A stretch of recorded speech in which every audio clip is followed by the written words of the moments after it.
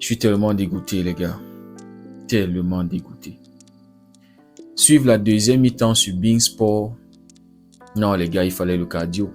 C'était pas du tout facile, les gars. C'était comme une torture. C'était comme si on m'avait mis dans une boîte et on était en train de me piquer avec des... En fait, on était en train de me torturer, les gars. Le journaliste, après le deuxième but de la France, dois-je vous rappeler que hier, l'Espagne a fait un 0-0 contre le Cap-Vert?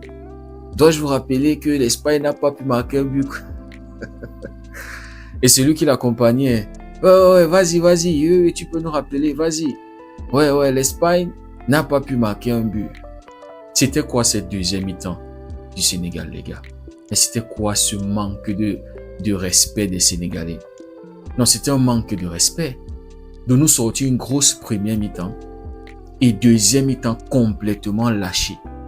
Deuxième mi-temps se fait complètement bouffer, se fait complètement massacrer dans le jeu. Parce que ça, c'était un massacre, les gars. On ne peut pas être costaud comme ça en première mi-temps. On presse bien, on défend bien, on est solide. Dans les duels, on est bon. Au milieu du terrain, on a mangé Rabiot, mangé Tchouaméni, mangé Dembélé. Et inexistant en première mi-temps. Au point où Didier Deschamps était obligé de l'envoyer sur le côté et de faire repasser Olysée dans l'axe. Donc les gars, je sens qu'après ce débrief, moi je vais juste aller me coucher. Je n'ai pas la force de regarder Irak-Norvège. Je suis tellement dégoûté. Je vais juste aller me coucher comme ça, je me réveille à 2h pour voir le match de l'Argentine. Le Sénégal avait perdu ce match en première mi-temps. Je vous avais dit, le problème de nos sélections africaines, c'est qu'on gâche trop d'occasions. C'est pas comme si on ne se créait pas des occasions. C'est pas comme s'il n'y avait pas des occasions de marquer. Mais le problème, c'est qu'est-ce qu'on fait quand on est dans un temps fort, quand on a le momentum, quand on a ces occasions-là, qu'est-ce qu'on fait? On gaspille trop, les gars. Tu entends bien ton match, tu finis mal ton match. Maroc-Brésil. Première mi-temps, le Maroc est au top. Le Maroc ouvre le score. Le Maroc est dans un temps fort. Est-ce que le Maroc était capable de gérer ce temps fort? Non. Contre le coup du jeu, tu as le Brésil qui va revenir égaliser. Deuxième mi-temps, un non-match du Maroc. Hier, l'Égypte contre la Belgique. L'Égypte va ouvrir le score. L'Égypte va avoir au moins 2-3 situations pour mettre un 2-0. Pour se rassurer de gagner le match. C'est-à-dire pour se rassurer de mettre le coup du marteau. Mais l'Égypte était incapable de marquer ce deuxième but-là. Résultat, l'entrée en jeu de Lukaku, égalisation CSC, les gars. C'est-à-dire la Belgique n'a même pas pu marquer un but. Les deux buts étaient pour l'Égypte, sauf que l'Égypte avait aidé la Belgique à ne pas perdre ce match, les gars. Aujourd'hui, on voit la même chose. Le Sénégal est au top en première mi-temps. Le Sénégal se crée des occasions, mais le Sénégal est incapable de les convertir, est incapable de conclure, les gars. Ismaïla Sarr, pour moi, ne doit plus être titulaire dans cette équipe. Je n'ai pas été convaincu par Ismaïla Sarr lors de la CAN, ni Nicolas Jackson. Pourquoi est-ce qu'ils sont titulaires? Première grosse occasion, juste avant la pause. Perte de balle de Mbappé, récupération de Diop. Ismaïla Sarr va toucher le poteau, les gars. Regardez celui de Nicolas Jackson. Diop va faire un magnifique centre. Mais Nicolas Jackson est incapable de le gérer, les gars. Les gars là ne se sont pas du tout gérés ce soir. Ça fait mal, les gars. Regardez Mbaye qui est entré en jeu. Pour moi, c'est lui qui doit débuter. Les choses de haut ancienneté, celui-ci c'est le grand frère, celui-ci était là en sélection avant l'autre. Non. On est en Coupe du Monde, les gars. Où chaque occasion doit être valorisée. Où chaque occasion que tu gâches peut revenir te hanter, peut revenir te faire du mal. On est dans la compétition la plus difficile, la plus prestigieuse. Et dans cette compétition, tu as besoin de jouer avec les meilleurs. Regardez Mbaye en quelques minutes. Il a pu marquer, il a pu nous donner de l'espoir, les gars, le 2-1. Juste pour que quelques secondes plus tard, non les gars, on avait déjà perdu ce match en première mi-temps. Comment est-ce que juste après le 2-1, là où tu dois avoir le momentum, là où tu dois être plus concentré pour aller chercher le 2-2, non, tu laisses Olysée donner une balle à Mbappé. Comment est-ce que Niakate ne monte pas pour presser Mbappé? On sait que Mbappé, il a besoin d'espace pour pouvoir exister. Première mi-temps, tu avais Diop qui était sur lui. Si ce n'était pas Diop, tu avais un Koulibaly qui était sur lui. qui avait fait un gros match en premier mi-temps, empêché Mbappé de respirer, collé Mbappé. Mais sur le troisième but, les gars, le doublé de Mbappé. Comment est-ce que Niakate va lui donner cette distance-là? Je crois que c'est Niakate. Hein? J'espère que je ne suis pas en train de me tromper. Parce que si c'est Koulibaly, alors c'est grave. Parce qu'il est le capitaine de cette équipe-là. Si c'est lui, c'est grave. Parce que je n'ai pas bien suivi le truc. Parce que après le 2-0, j'étais tellement dégoûté, les gars. Je m'attendais même pas à 8 minutes de temps additionnel. Moi, je voulais juste que le match-là se termine. Peut-être vous allez me dire que moi, j'avais déjà abandonné. Mais oui, les gars. Quand tu gâches toutes tes situations, deux grosses situations, avant même que la France ne commence à se procurer des vraies occasions, il y avait deux grosses situations de but pour le Sénégal. Incapable de le convertir. Non, les gars, c'est cruel.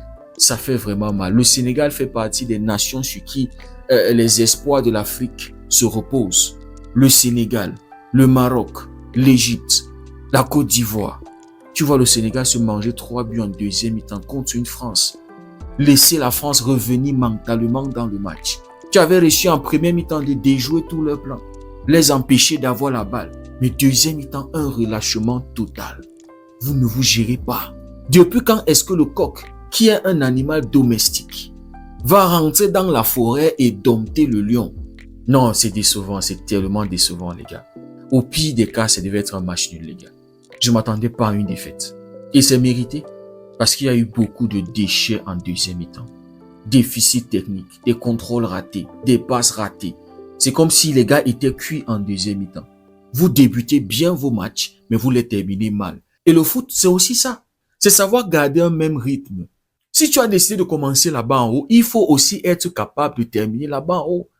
Si tu as décidé de presser, de jouer dans le camp adverse, tout au long du match, il faut que tu sois capable de le faire. Ne le fais pas une mi-temps, deuxième mi-temps, tu recules, tu décales le bloc.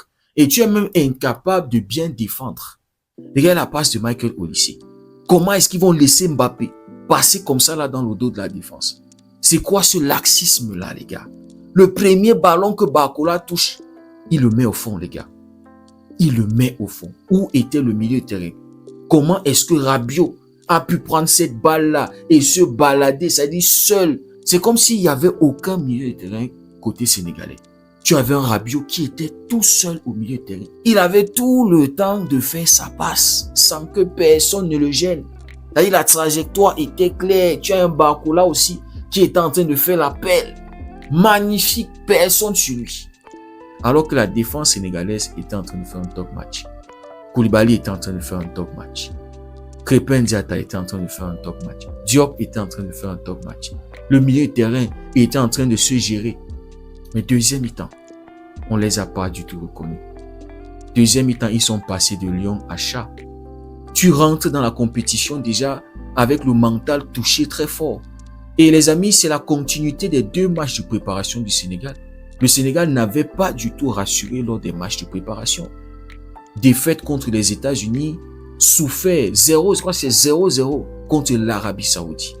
Mais quand tu vois la première mi-temps contre la France, tu te dis non, peut-être le Sénégal, ils vont, avec les occasions qui se créent avec, peut-être.